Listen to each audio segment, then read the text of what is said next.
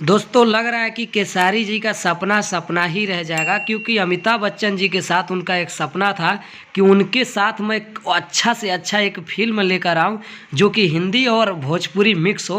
लग रहा है कि सपना सपना ही रह जाएगा। अभी आप सोच रहे हैं मैं ऐसा क्यों बोल रहा हूं, आप सभी को बता रहा हूं, तो चैनल को अभी फटाफट सब्सक्राइब कर लीजिए आगे वीडियो देखने के लिए।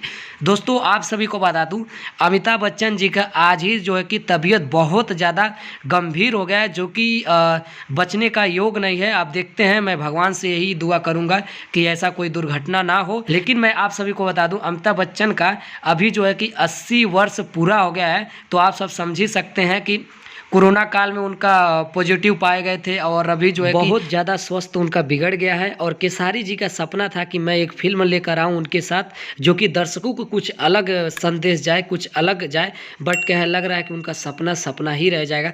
जब ये केसारी जी को बात पता चला कि उनका तबीयत बहुत ज़्यादा ख़राब हो गया है, तो बहुत ज़्यादा जो है कि केसारी जी भी टेंशन में आ गए हैं। लग रहा है कि मेरा सपना सपना ही रह जाएगा।